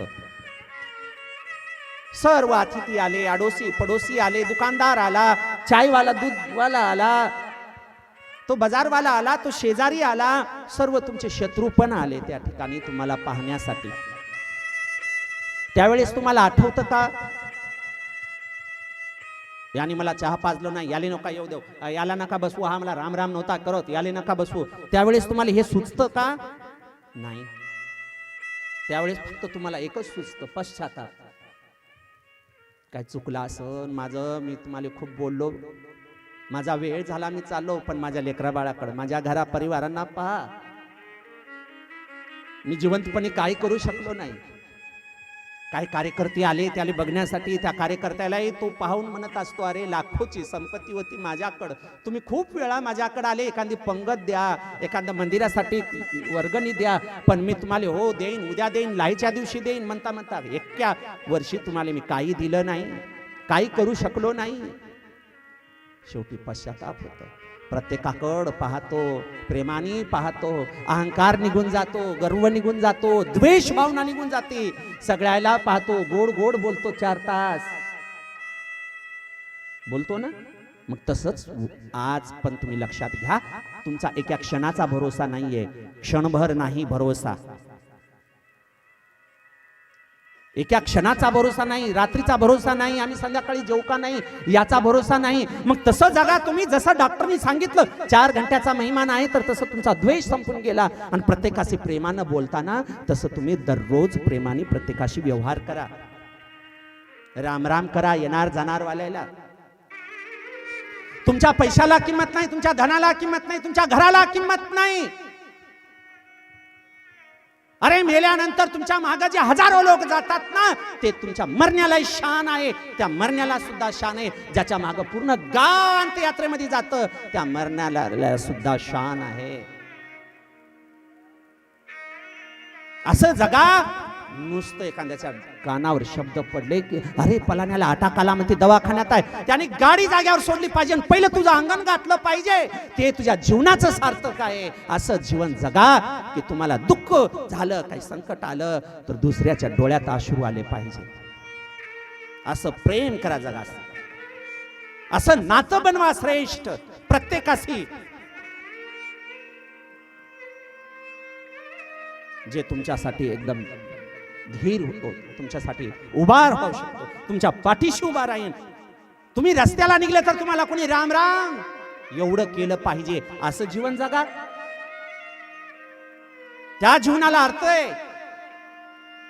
तुमचं चालणं गर्वाचं, तुमचं वागणं मोठेपणाचं, तुमचं चालणं पैशाच्या घमंडीचं. घमंड ज्यादा नहीं टिकता है, गर्व किसी का नहीं टिकता है. अरे रावण का गर्व नहीं टिका. लंकापति रावण जिसने 33 कोटि देवी देवताओं को बंदी बना के रखा था, माठी में मिलकर माठी में चला गया. तो आप क्या लेके आया तो क्या लेके जाएगा. बस एक प्रेम का संबंध बना के जाओ. यही जीवन का सार है, यही जीवन का मोल है. बोलिए भागवत महापुराण की. आइए अब चलते हैं हम भागवत की ओर. आप बोलोगे महाराज अभी तक क्या बता रहे थे. अभी तक आपको केवल सावधान कर रहा था, आपको रास्ता दिखा रहा था, आपको मार्ग दिखा रहा था. आप जो भटके हुए हैं उनको खींचकर आपका मन फिट कर रहा था. मैं नट बोल्ट कोस रहा था आपके जो भगवान के साथ जोड़ने के, जो लूज हो गए थे ना संसार में फंस के, उसको कस रहा था. भागवत में जुड़ोगे और मन से कथा अब सुनोगे. इसलिए अभी तक केवल फिटिंग चल रही थी. अब चलिए हम भागवत पुराण को श्रवण करते हैं. सच्चिदानंद रूपाय विश्वोत्पत्त्यादि हेतवे तापत्रय विनाशाय श्री कृष्णाय वयं नमः. सच्चित आनंद रूपाय, जो सत्य है, जो चित प्रकाश. सच्चित आनंद, आनंद माने आत्मा का बोध, साक्षात्कार. ऐसा साक्षात्कार करवाने वाला, आत्मा को बोध देने वाला, सच्चिदानंद स्वरूप, तीनों दुखों को नष्ट करने वाला, तापत्रय विनाशाय, तीनों तापों को, तापत्रय, त्रय माने तीन दुख, आदिदैविक, आदिभौतिक, आध्यात्मिक. अब ये आदिदैविक, आदिभौतिक, आध्यात्मिक, इसकी व्याख्या करेंगे. संस्कृत में समझ में ना आए आपको, मैं स्पष्ट भाषा में आपको व्याख्या करता हूं. ये तीन दुख कौन से हैं. तापत्रय, कोई तन दुखी, कोई मन दुखी, कोई धन बिन रहत उदास, थोड़े थोड़े सब दुखी, सुखी राम के दास. तीन दुख है. और ये तीन दुख, तीन ताप, तापत्रय, ये तीन दुख प्रत्येकाच्या मागे हे तीन दुख आहेत. पुरुषांच्याही मागे आहे, स्त्रियांच्याही मागे आहे. प्रत्येकाच्या मागे जो जीवनाला आला, जिंदगीला, त्याच्या मागे हे तीन रोग आहेत. कोणचे कोणचे रोग, कोणची कोणची बिमारी प्रत्येकाला जडलेली आहे. तीन प्रकारची बिमारी प्रत्येकाला आहे. असं कोणी नाही माझ्या समोर बसलेला ज्याला हे तीन रोग नाहीत. तापत्रय, तीन ताप कौन से हैं. प्रत्येक को है. महाराज जी बता रहे हैं, भविष्य बता रहे हैं. क्या बता रहे हैं. तीन रोग कौन से हैं. कोई तन दुखी. अब बोलो किसको नहीं है तन दुखी, है कि नहीं. शारीरिक रोग किसे नहीं है. सबको है ये पहला रोग. कोई तन दुखी, गुडघे दुखते तर, कंबर दुखते तर बसू देत नाही, डोकं दुखी. कोई तन दुखी, शरीराचे रोग, काही ना काही दुखते. पहिलं तन दुखी. बरं कोणाला तंदुखी काय काय लोक म्हणतात महाराज आजपर्यंत डॉक्टर गोळी इंजेक्शन काही नाही दवाखान्यात गेला नाही म्हणे आपण त्या आजपर्यंत आपल्याला डॉक्टरच नाही ना कोणी इंजेक्शन ना गोळी आतापर्यंत बरं तुम्ही पहिला रोग नाही नाही ठीक आहे तुला दुसरा रोग जरूर आहे तो म्हणाल कोणचा रोग महाराज कोई मन दुखी दुसरा रोग आहे मनदुखी मनदुखी म्हणजे बायको 2 दिवस झालं बिमार आहे दवाखान्यात न्यायले पैसे नाही पोरीचं लग्न समोर आलेलं आहे 1 महिन्यामध्ये लोन पास झालं नाही बगीचाले आपल्या संत्राले भाव आला नाही लग्नाची तारीख तर काढली बगीचाच्या भरोशावर संत्राच्या भरोशावर कापूस भरलेला आहे घरामध्ये हॉल भरलेला आहे पोरीचं लग्न काढलं 10 लाख रुपये द्यायचे आहे मोठा लान्स एखादा बुक केलेला आहे बँडवाला बुक केला सर्व काही बुक केलं आणि कापसाचा भाव 0 बजेट कोई मन दुखी आहे का नाही मन दुखी पोराचं लग्न करीन एकुलते एक मुलगा माझा इंजिनियर आहे महाराज एकुलते एक मुलगा खूप सुशिक्षित आहे नवीन नोकरी लागली महाराज 1.5 लाख रुपये पगार आहे त्याले महाराज हा बंगला जो आहे माझ्या पोरासाठीच बांधला आता लग्न होणार आहे माझ्या पोराचं लग्नाची मुलगी पाहणं चालू आहे इंजिनियर मुलगा आहे गाडी आहे खूप मोठा पोरगा माझा खूप पैसे कम महाराज त्याला पगार आहे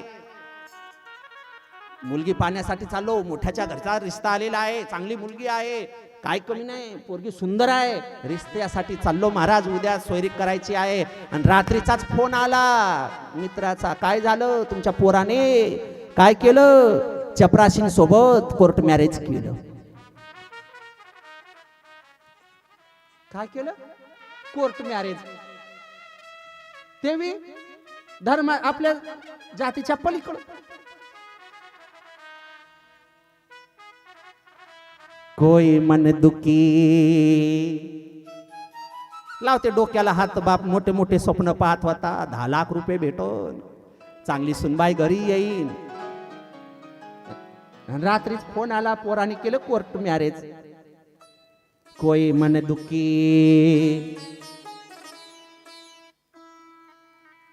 मन दुखी म्हणजे मानसिक चिंता कोणाला नाहीये प्रत्येकाला चिंता आहे कोई मनदुखी म्हणजे मानसिक चिंता आपल्या मनासारखं झालं तर ठीक मनासारखं नाही झालं म्हटलं का टेन्शन चिंता करतो हे प्रत्येकाला रोग आहे का नाही आहेच मनदुखी आणि तिसरा महारोग कोणता आहे प्रत्येकाला कोई धन बिन रहत उदास पैसे नसले काहीच चालत नाही एसटी मध्ये चाललं आणि परसात पाहिलं अरे पैसे तर विसरले बा पाकिटात टाकायचे परसात टाकायचे कंडक्टर म्हणतो गाडी थांबवा उतर खाली पैसे नाही तर गाडी चालला लेकाचा उतर खाली होते का नाही बिना तिकीटचं गाडीत रिझर्वेशन वाला उतर खाली उतर डोकं दुखतं मेडिकलवर जातं मेडिकलवर गोळ्या घेतल्या दवाई घेतली खिशात पैसे पाहिले 10 रुपये गोळ्याचं किती झाले 150 रुपये अरे 10 रुपयामध्ये गोळ्या त्या का चाल 150 रुपये घेऊन ये ते म्हणून मी उद्या देईन नाही हे पाकिट ठेव इथं गोळ्याचं जेव्हा पैसे आणशील तेव्हा घेऊन जा कोई धन बिन रहत उदास पैशाशिवाय काहीच चालत नाही धन धन की सुनो झनकार ये दुनिया है काला बाजार धन धन की सुनो झनकार ये दुनिया है काला बाजार कि पैसा बोलता है कि पैसा बोलता है ये पैसा बोलता है ये पैसा बोलता है कि पैसा बोलता है कि पैसा बोलता है ये पैसा बोलता है ये पैसा बोलता है धन धन की सुनो झनकार ये दुनिया है काला बाजार धन धन की सुनो झनकार ये दुनिया है काला बाजार ये पैसा बोलता है ये पैसा बोलता है ये पैसा बोलता है ये पैसा बोलता है, ये पैसा बोलता है, ये पैसा बोलता है। सुनने के लिए तो भजन मीठा लगेगा, सुनाओ सुनाओ, लेकिन समय कहाँ है। हम आपको भजन सुनाने के लिए नहीं आए हैं, आपको कथा सुनानी है हमको। भजनों में टाइम ले लेंगे तो कथा कब सुनोगे। कोई धन भी न रहा तो उदास, मुझे ये कहना है। धन नहीं तो कुछ भी नाही। घराच्या बाहेर पाय टाकायचा असेल तर गुलाबी नोट 2000ची, पिवळी नोट 500ची, निळी नोट 100 रुपयाची खिशात असेल तरच बाहेर पाव टाकावं लागते बाजारात, तरच त्याची किंमत। नोट है तो वोट है, अशी दुनिया आहे। म्हणून मी तुम्हाला सांगतो, ह्या 3 बिमारी प्रत्येकाला आहेत, हे भागवताचा श्लोक सांगतोय। सच्चिदानंद रूपाय विश्वोत्पत्त्यादि हेतवे तापत्रय विनाशाय। तापत्रय, तापत्रय म्हणजे ताप म्हणजे दुःख, त्रय म्हणजे 3, तापत्रय विनाशाय, अशा 3 दुःखाचा विनाश करणारा कोण? श्री कृष्णाय वयं नमः। अशा सच्चिदानंद स्वरूप जगदानंद परमात्मा, विश्वाची उत्पत्ती करणारा, पालन करणारा, संहार करणारा, 3 तापांना नष्ट करणारा असा श्रीकृष्ण भगवान, त्याला श्री शरण जाऊन भागवत महापुराण कथेचं महत्व सांगत आहे। श्री कृष्णाय वयं नमः। कृष्णाला प्रणाम करून भागवताची महात्म्याची रचना होत आहे। ध्यान देऊन ऐका, भागवत महापुराण कुठून सुरुवात होते ते। प्रत्येक महाराजापासून तुम्ही प्रत्येक वेगळं वेगळं श्रवण करता। यूट्यूब चॅनलवर आता नुसतं दाबलं बटन काय येते, प्रत्येकाची कथा दररोज टीव्हीवर येतात कथा, तुम्ही प्रत्येकाची कथा ऐकली असेल। आज या पामराची कथा सुद्धा वेगळ्या रूपाने, वेगळ्या ज्ञानाने जो भागवताची आहे त्याची मांडणी करत आहे। तर भागवताची सुरुवात कुठून आहे ते ध्यान देऊन ऐका। कुठून सुरुवात होत आहे? 88,000 ऋषीगण, इथून 88,000 ऋषीगण, एकाची वय किती होती? एका ऋषीची वय मोजता येत नाही, एवढी त्याची वय। एका ऋषीची वय किती इंद्रन चंद्र बदलले, पण तो ठाम आहे असा ऋषी आहे। एका ऋषीने सांगितलं, अरे माझ्या पुढं सतीयुग, त्रेतायुग, द्वापारयुग आणि हा कलियुग, 4 युग गेले म्हणे, आजपर्यंत मी 4 युगापासून आहे। एकाने सांगितलं बस एवढंच का म्हणे, हो। अरे म्हणे माझ्या पुढं 1 नाही, 2 नाही, 3 नाही, 4 ब्रह्मा बदलले, पण आजपर्यंत मी जगत आहे, पण मी बदललो नाही जगामध्ये। अशी एकाची वय, वर्ष। बरं हे कशासाठी जगत होते एवढ्या वर्षापासून? त्यांच्या जीवनामध्ये आनंद अनेक वेळा आला, परंतु त्यांच्या आत्म्याला परमानंद मिळाला नाही। परमानंदाच्या प्राप्तीसाठी हे जगत होते। आनंद प्रत्येकालाच भेटतो, गोड खाल्लं म्हटलं का आनंद, पैसा भेटला आनंद, मुलगा झाला आनंद, पैसा भाव मिळाला आनंद, तुम्हाला आनंद, कथा ऐकत असताना आनंद, प्रत्येकाला आनंद, प्रत्येकाचा आनंद वेगळा वेगळा असतो। पण खरा आनंद केव्हा? हा आनंद जो आपल्याला दररोज मिळतो संसारामध्ये, हा नश्वर आनंद आहे, नश्वर आनंद आहे, नष्ट होणारा आहे, क्षणिक आनंद आहे। पेढा खातानाच गोड वाटतो, आनंद येतो, पेढा संपला, आनंद संपला। जेवण करेपर्यंत उत्कृष्ट जेवण करतो, आणि जेवण झालं, रात्रभर झोपला, सकाळ उठला, पुन्हा भूक लागली, मग कुठं गेला तुमचा आनंद? रात्री म्हटले ना खूप आनंद वाटला बा, खूप सुंदर जेवण, खूप आनंद, सकाळ झाली, आनंद रात्री चालला गेला, पुन्हा भूक लागली. ह्या क्षणिक आनंद आहे. 100 रुपये मिळाले, आनंद झाला. बाजारात गेला, लस्सी पिला, चाय घेतला, 100 रुपये गायब. पैसे गेले, पुन्हा एक कुठं गाडीत चढावं तर तिकीट नाही. मग ते पैसे मिळालेला आनंद गेला कुठं? ते पैसे होते तोपर्यंत आनंद होता, पैसे गेले आनंद गायब. असं जीवन आहे. संसारातला आनंद क्षणिक असतो.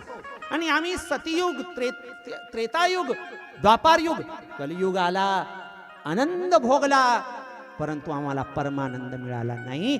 तुमच्याही जीवनामध्ये तेच स्थिती आहे.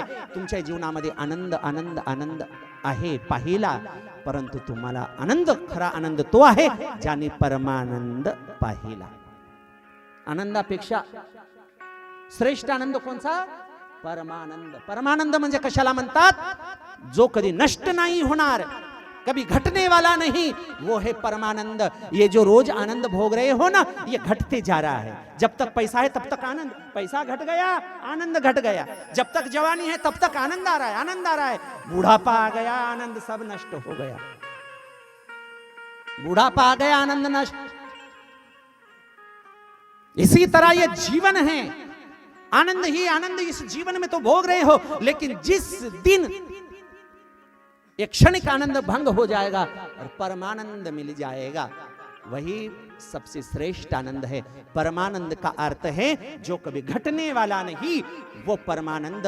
और तुम आनंद एक क्षण के पीछे मत भागो. भागना है किसके पीछे भागो? जो कभी नष्ट नहीं होने वाला, कभी घटने वाला नहीं, कभी समाप्त नहीं होने वाला आनंद, वो है परमानंद, वो है मेरा कृष्ण. उस परमानंद के पीछे भागो. ऐसे 88,000 ऋषिगण, लेकिन इनको आनंद तो मिला, लेकिन परमानंद नहीं मिला था. और परमानंद की प्राप्ति बिना सदगुरु के नहीं मिलती है. ये भी बात याद रखो. पैसे से परमानंद नहीं मिलता, बंगला बड़ा होने से परमानंद नहीं मिलता. आनंद मिलेगा पैसे से, बंगले से, सब कुछ कहीं भी आनंद मिलेगा, लेकिन परमानंद केवल किससे मिलता है? सत्संगति से. परमानंद की प्राप्ति किससे होती है? गुरुदेव के सानिध्य में जाने से. श्री गुरु सारिका आस्था पाटी राका, इतराचा लेखा कोण करे. गुरुर ब्रह्मा, गुरुर विष्णू, गुरुर देवो महेश्वरः. ज्याच्या जीवनात गुरु आला, ज्याच्या जीवनात संत आले, त्याला परमानंद भेटतो. आणि या 88,000 ऋषींच्या जीवनात एकही संतच भेटला नाही. का? हे संतांच्या मागे लागले नाही.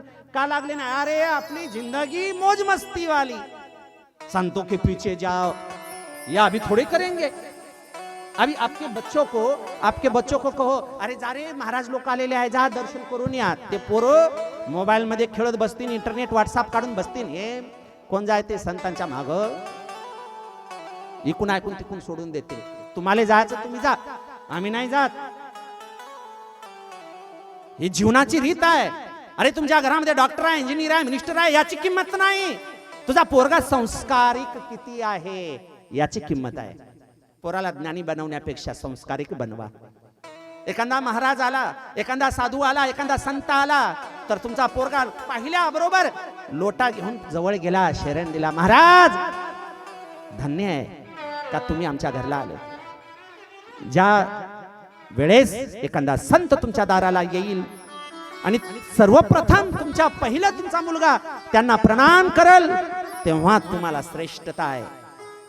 तेव्हा तुम्ही म्हणा माझा मुलगा जे आहे भाग्याचा आहे. भाग्य तेव्हा म्हटलं जातं जेव्हा तुमच्या मुलामध्ये, तुमच्या परिवारामध्ये संस्कार असतील.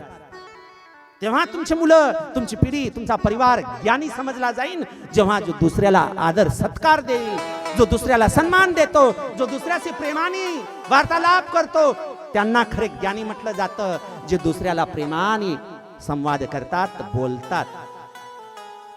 पैसा आहे, ज्ञान आहे, नोकरी आहे, घरवाल झिरो किंमत तुझी.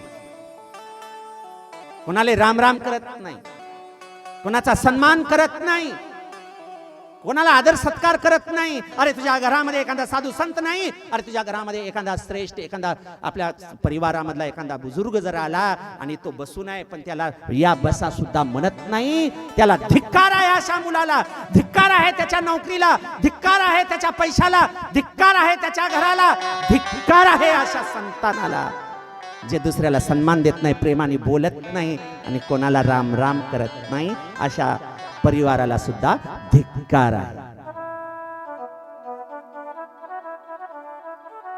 आनंद प्रत्येकाच्या जीवनात आहे पण परमानंद नाही. म्हणून संत संगती ज्याच्या जीवनात नाही त्याला परमानंद मिळत नाही. म्हणून तुम्हाला घर आहे, दार आहे, पोरा आहे, पैसा आहे, सगळं आहे, तर तुम्ही सुरुवात करा संतांच्या सेवेची. संतांची किंमत जाना. 88,000 ऋषि प्रणाम करने लगे उस चक्र को.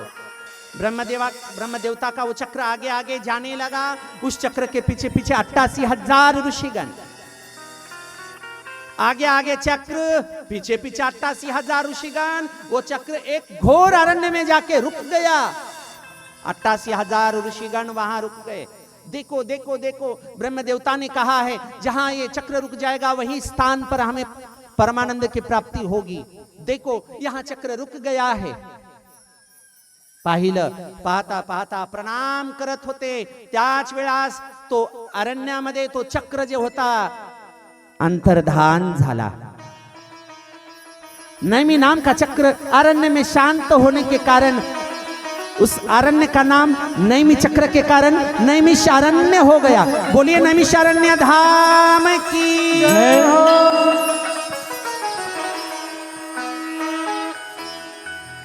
कळालं का नाही कळालं? नैमिषारण्य म्हणजे काय? नैमी नावाचा चक्र जो ब्रह्मदेवाने या करंगळीमध्ये प्रगट केला होता, नैमी नावाचा चक्र, तो चक्र अरण्यामध्ये जाऊन, घोर अरण्यामध्ये जाऊन शांत झाला, अंतर्धान झाला. म्हणून त्या अरण्याचं नाव नैमिषारण्य पडलं. नैमिषारण्य का पडलं तर नैमी नावाचा चक्र ब्रह्मदेवापासून त्या अरण्यात गेला, तिथं अंतर्धान झाला, म्हणून त्या अरण्याचं नाव नैमिषारण्य झालं. त्या नैमिषारण्याचं दुसरं नाव आहे चक्रतीर्थ. तीर्थ म्हणतात ना, आपण म्हणतो ना, कुठं गेले होते आम्ही? तीर्थाला चाललो बा, तीर्थाला चाललो. कोणत्या तीर्थाला? नैमिषारण्य तीर्थाला. तीर्थ का म्हटलं जातं? त्या नैमिषारण्याचं दुसरं नाव आहे चक्रतीर्थ. 88,000 ऋषीगण तिथं थांबले. त्या घोर अरण्यामध्ये काहीच वेळेमध्ये प्रकाश पडला. काही ऋषी म्हणायला लागले, देखो देखो देखो, स्वयं ब्रह्मा जी आ रहे हैं हमें बताने के लिए परमानंद कहां मिलेगा. इस घोर अरण्य में तो अंधेरा ही अंधेरा है. अरण्य अलग और जंगल अलग. जंगल उसे कहा जाता है जहां प्रकाश पड़ता है, जहां पशु पक्षी विचरण करते हैं, जहां सूरज की किरणें प्रकाश आ जाता है, उसे जंगल कहते हैं. और जिस अरण्य में घोर अंधेरा है, बड़े बड़े विशाल वृक्ष है, एक दूसरे को चिपक के है, सूरज का किरण भी नीचे धरती पर नहीं पड़ता, उसे अरण्य कहते हैं. जंगल अलग और अरण्य अलग. ऐसे अरण्य में नैमी चक्र रुक गया, इसलिए नैमिषारण्य हुआ. कुछ देर के बाद प्रकाश पड़ा. कुछ ऋषि बोले ब्रह्मा जी आ रहे, कोई बोले नहीं नहीं नहीं, ये तो बालक के रूप में दिख रहा है, मुझे लगता है कि ये विष्णु है. एक बोले नहीं नहीं नहीं, ये तो स्वयं चंद्रमा है. सभी उस बालक को देखकर, 5 साल की आयु उस बालक की, उस बालक को देखकर सभी नतमस्तक हो गए, प्रणाम करने लगे. नैमी से सूतमासीन मविवाद्य महामतिं. ना वो ब्रह्मा था, ना वो विष्णु था, ना वो चंद्रमा था. तो कौन था? बोलिए सूत जी महाराज की हो. कौन आए? 5 साल की आयु जिनकी सूत जी नाम है उनका. तो सूत जी को देखकर प्रणाम किए. छोटा सा बालक, और ये इनकी उम्र कितनी बड़ी है, ब्रह्मा से भी कई बड़े हैं ये, और इतने बड़े बड़े ऋषि 5 साल के बालक को प्रणाम करते हैं.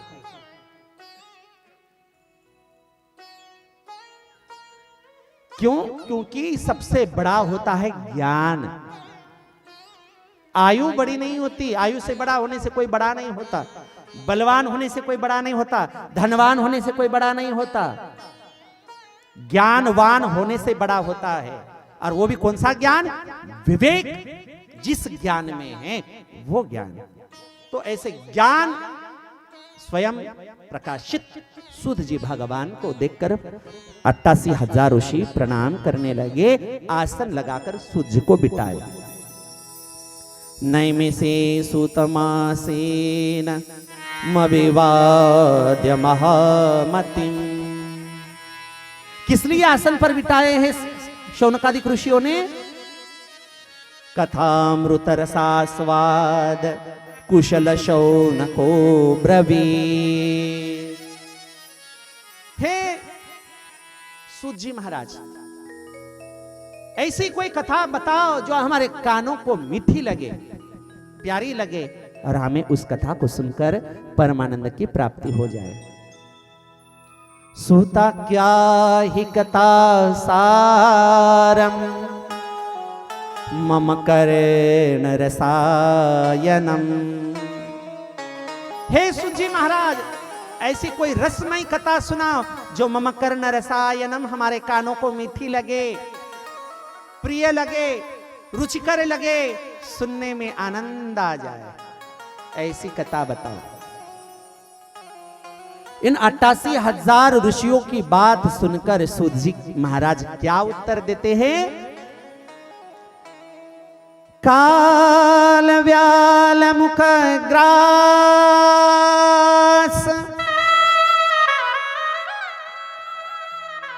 त्रास निर्नाश हेतवे श्रीमद्भागवतम शास्त्रम कलौकीरेण भाषितम। इस कलयुग में अगर आपको रसमय कथा सुनना है और परमानंद की प्राप्ति करना है तो एक ही उपाय है। कौन सा उपाय? बोले इसके पहले तुम जागरूक हो जाओ, सावधान हो जाओ, फिर मैं उपाय बताऊंगा। किस प्रकार से सावधान किया है सूत जी महाराज ने? पहले तुरंत जवाब नहीं दिया। इन्होंने तो प्रश्न किया था कि हमारे मम कर्ण रसायनम, हे सूत जी महाराज हमारे कानों को मीठी लगने वाली कथा बताओ। तो इनको तुरंत जवाब देना चाहिए, मीठी कथा कौन सी है बताना चाहिए। लेकिन सूत जी महाराज ने क्या जवाब दिया? कालवाल मुखग्रास त्रास निर्नाश हेतवे। सावधान किया है पहले कथा का नाम बताने के लिए। पहले क्या किया? सावधान किया। कथा सुनना सरल नहीं है। कथा सुनने के लिए मन पवित्र रहना चाहिए, तन पवित्र रहना चाहिए, भाव पवित्र रहना चाहिए, श्रद्धा होनी चाहिए, विश्वास होनी चाहिए। इसलिए पहले आपको जागरूक करना आवश्यक है। आपके मन को धुलने के लिए साबुन चाहिए, तभी तो मैल निकलेगा। कौन सा साबुन? बोले सावधान करने के लिए सत्संग रूपी साबुन से इनको धुला जाएगा मैल निकलने के लिए। तो किस प्रकार सावधान किया है सूत जी महाराज ने 88,000 ऋषियों को? पहले डराया, धमकाया, सावधान किया। जैसे मैं कथा शुरू करने के पहले आपको सावधान किया। जिंदगी में कुछ नहीं, कब आए कब जाए, कैसे जाएंगे पता नहीं। जीवन को ये मौज मस्ती भूलकर प्रभु की शरणागति तुरंत प्राप्ति कर लो। कल करे सो आज कर, आज करे सो अब। अवसर बीत जाएगा तो फिर करेगा कब? पहले सावधान किया। इसी प्रकार सूत जी महाराज ने भी भय दिखाकर सावधान किया। काल का, मृत्यु का भय दिखाया पहले, तभी तो भगवान को शरण जाएगा व्यक्ति।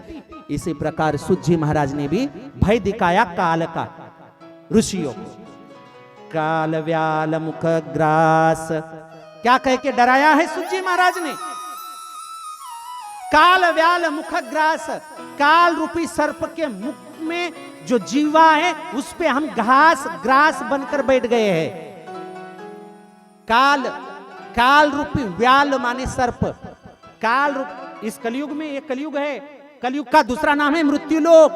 मृत्युलोक का अर्थ है कब मरेगा पता नहीं, उसे मृत्युलोक बोलते हैं। कब जाएगा इसकी कोई गारंटी नहीं है। चाइना मॉडल है ये कलयुग, कब नष्ट हो जाएगा पता नहीं। मृत्युलोक है, कब जाएगा पता नहीं, इसलिए सावधान हो जाओ।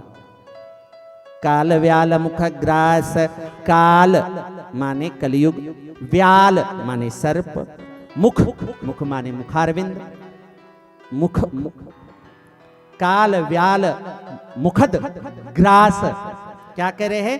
काल रूपी कलयुग रूपी काल के, व्याल माने सर्प के, काल रूपी सर्प के मुख का ग्रास बनकर हम बैठ गए हैं। काल व्याल मुख ग्रास, वो हमें कब निगल लेगा कोई भरोसा नहीं। त्रास निर्णा शहीतवे, हेतवे माने कब नष्ट हो जाएंगे, कब मरेंगे, कोई भरोसा नहीं।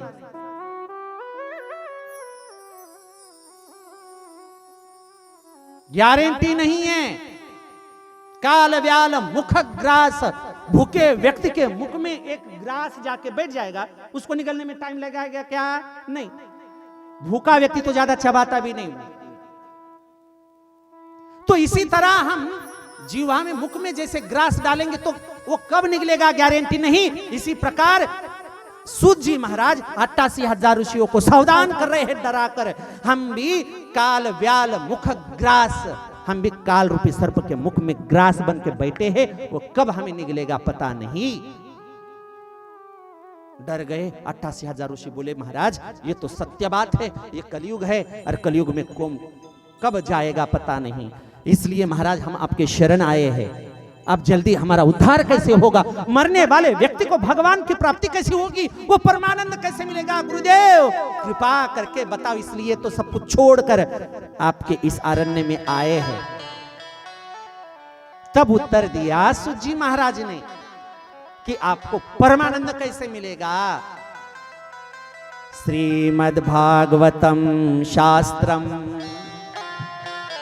कलौकीरेण भाषितम। क्या कहा है? श्रीमद् भागवतम शास्त्रम कलौकीरेण भाषितम। कलयुग में अगर तुम्हें भगवान की प्राप्ति करनी है तो एकमेव मार्ग, एकमेव मार्ग। कृष्ण कहने से तर जाएगा, पार भव से उतर जाएगा। कृष्ण कहने से तर जाएगा, पार भव से उतर जाएगा। कृष्ण कहने से तर जाएगा, पार भव से उतर जाएगा। कृष्ण कहने से तर जाएगा, पार भव से उतर जाएगा। पार भव से उतर जाएगा, पार भव से उतर जाएगा। पार भव से उतर जाएगा। कृष्ण कहने से तर जाएगा, पार भव से उतर जाएगा।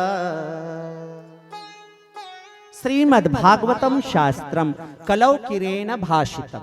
कलियुगामध्ये फक्त एकच उपाय आहे परमानंदाची प्राप्ती करण्यासाठी, ते म्हणजे श्रीमद् भागवतम शास्त्रम। सूतजी महाराजांनी एकच उपाय सांगितलं, परमानंदाची प्राप्ती करायची आहे तर फक्त भागवताला शरण जा। श्रीमद् भागवतम शास्त्रम कलौकीरेण भाषितम। कलौ म्हणजे कलियुग, कलियुगामध्ये तरण्यासाठी एकमेव म्हणजे भागवत। हे भागवतच आहे जे अनंत पापी व्यक्ती सुद्धा या भागवताच्या माध्यमाने तरतो। कसा तरतो? श्री भागवत भगवान की है आरती, पापियों को पाप से है तारती। श्री भागवत भगवान की है आरती, पापियों को पाप से है तार दे। समझ में आ रहा है कि नहीं आ रहा है माता जी? ये भागवत ही एक इस कलयुग में श्रेष्ठ है, जो आपके पापों को, आपके कर्म को, आपके प्रारब्ध को, आपकी काया को पलट करने वाली केवल भागवत है। ये भागवत को केवल पोथी किताब समझ के मत सुनो। ये भागवत क्या है? भागवत का एक एक शब्द कृष्णमय है। श्रीमद् भागवतम शास्त्रम प्रत्यक्षम कृष्ण एव ही। श्रीमद् भागवत का एक एक श्लोक, एक एक श्लोक का एक एक शब्द, एक एक शब्द का एक एक अर्थ कृष्णमय है। और जिसके जीवन में यह कथा उतर गई, उसकी व्यथा मिट गई। बोलिए बाके बिहारी लाल की जय। गदगद हो गए। महाराज महाराज आम्ही धन्य झालो, तुमच्यासारखा गुरु आम्हाला मिळाला। एवढं शिक्षण, एवढं शिकवून, एवढ्या अर्थासहित तुम्हाला आम्हाला सांगता या भागवताचं महत्व। असं भागवत आम्हाला पुन्हा नाही मिळणार महाराज। क्षणिक जीवन आहे, या क्षणिक जीवनात तुम्ही आम्हाला भागवताची कथा सांगताय, या भागवताचं महत्व सांगताय। आम्ही निष्ठेने, श्रद्धेने, विश्वासाने भागवत ऐकू महाराज। तुम्ही आम्हाला भागवताची कथा सांगा। त्यावेळेस सुजी महाराज भागवत कथा सांगताना त्या 88,000 ऋषींना भागवताचं महत्व सांगितलं। एक ऋषी म्हटला, तुम्ही भागवताचं नाव काऊन घेतले? रामकथा आहे, शिवपुराण आहे। आता हल्ली शिवपुराण म्हटलं का जास्त चालून राहिलं। शिवपुराण शिवपुराण शिवपुराण शिवपुराण शिवपुराण। भागवत म्हटलं का नको, आता शिवपुराण पाहिजे। हरकत नाही, 18 पुराण आहे काय, शिवपुराण काय हलकं आहे असं नका समजू, पण बाकीचे भागवताले हलकं नका समजू, मला हे सांगायचं आहे। भागवत सामान्य नाहीये।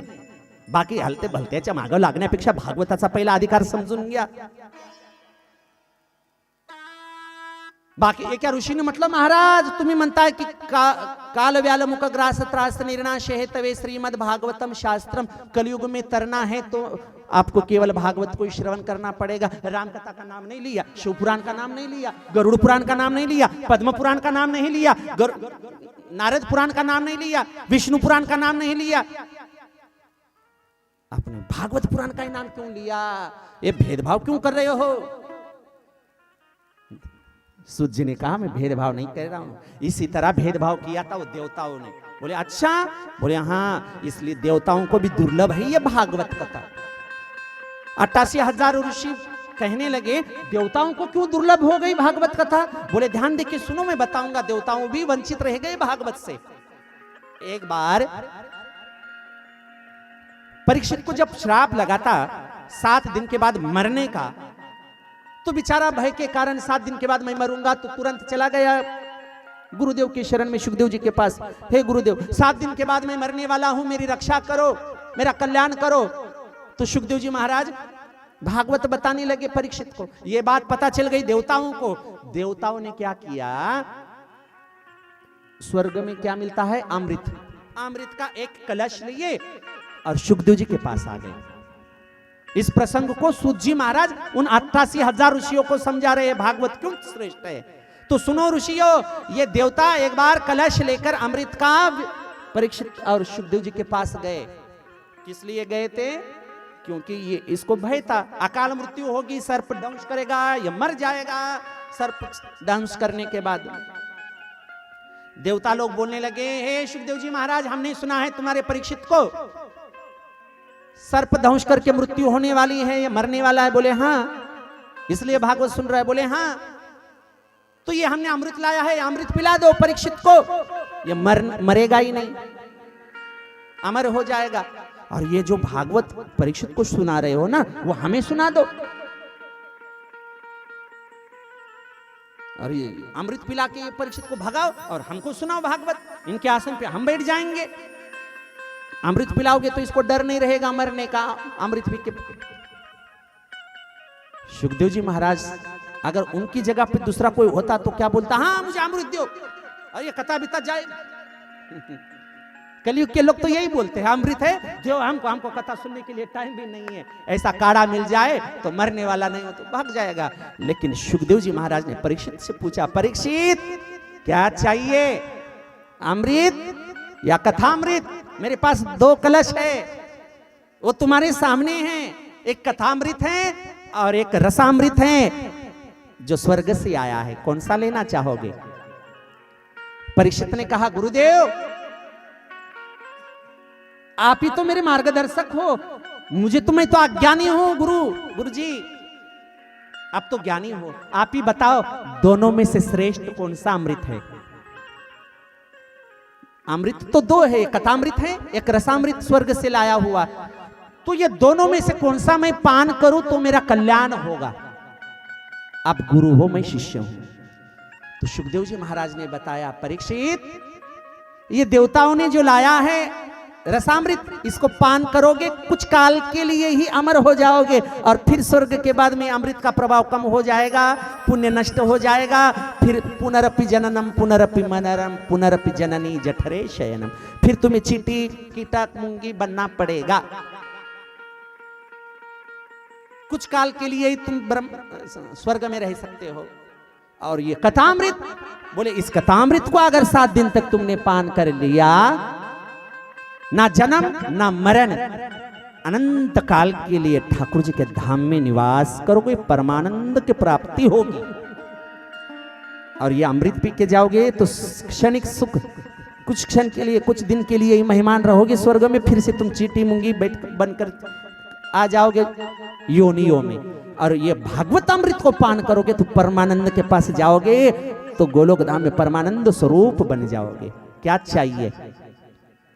तब परीक्षित ने कहा, धिक्कार है ऐसे अमृत को जो फिर से नीचे गिरना पड़े, मुझे तो परमानंद की प्राप्ति चाहिए गुरुजो, जो कभी घटने वाला नहीं आनंद, वो आनंद तो इस भागवत अमृत में है, मुझे कथा चाहिए। देवता लोग देखने लगे, परीक्षित तो बोले हमने अमृत को नहीं ले रहा। सुखदेव जी महाराज ने उत्तर दिया, अरे देवताओं सुने नहीं, चलो चलते हो यहां से, भाग जाओ, निकल जाओ यहां से। क्व सुधा क्व कथा लोके, सुखदेव जी महाराज कहते हैं देवताओं, क्व सुधा क्व कथा लोके